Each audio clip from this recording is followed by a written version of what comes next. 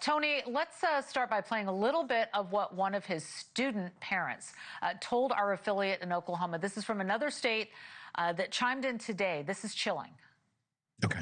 I heard were that he would invite girls to eat lunch in his classroom, and it would only be girls, and girls to stay in from recess in his classroom, and it would only be girls, and that he passed out candy. And I've heard kind of conflicting stories there. Sometimes some parents say he only gave candy to the girls. Other parents say no, it was to girls and boys. So not sure about that, but there was definitely, based on the email that was sent out to the parents in his class, there was definitely some inappropriate behavior. Wow, Tony. I mean, so much has changed in the last 24 hours. We've learned so much. Tell us what you're learning about McGann's history. We're learning a lot about McGann's history, a troubled teaching history, to say the least. Starting back in 2022, he had a teaching job in Texas at a Donald Elementary, and then just a year right after that, bounced to Oklahoma, to a Broken Bow, and the following year to another Oklahoma school in Sandy Springs, and then he was set for 2025 to begin teaching in the Springdale Elementary group, which is right here in northwestern Arkansas. The reason bouncing year to year, well, it seems it was resignations every single year.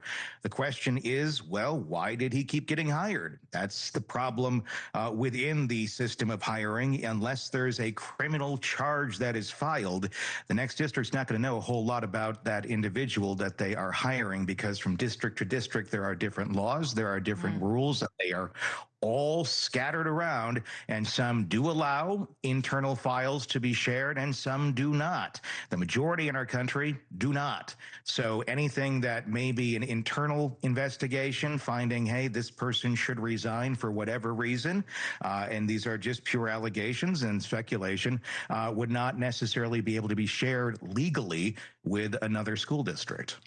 It's so scary when you think about these people who are, with our children, and sometimes, behind closed doors, and it's really terrifying. And to know that he went from school to school to school, and then I understand that he was about to start a teaching job there in Arkansas as well. And I even heard one report today that the reason he was getting a haircut was because he was getting ready for the start of school.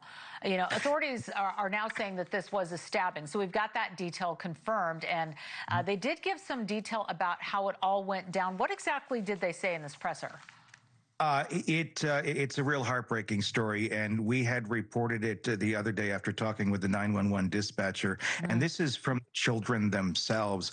The man approached the family, seemingly just kind of out of nowhere, attacked the father directly in the chest with the knife. Mom allegedly yelling, "Why are you doing this?"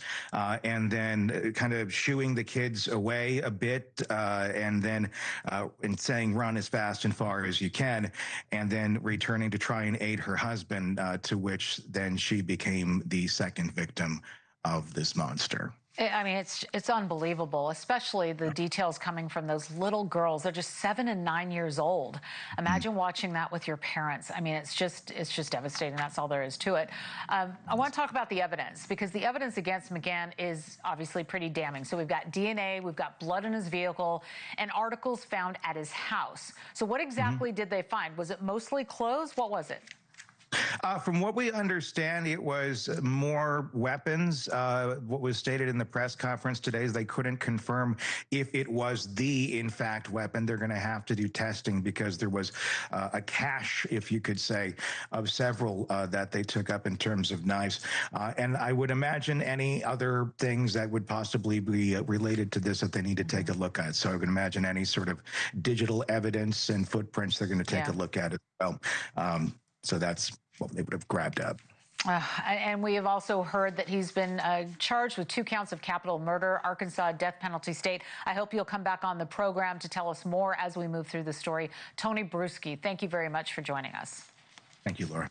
Thank you for watching. Subscribe below and download our NewsNation app right now on your phone, and you will get fact-based, unbiased news for all Americans.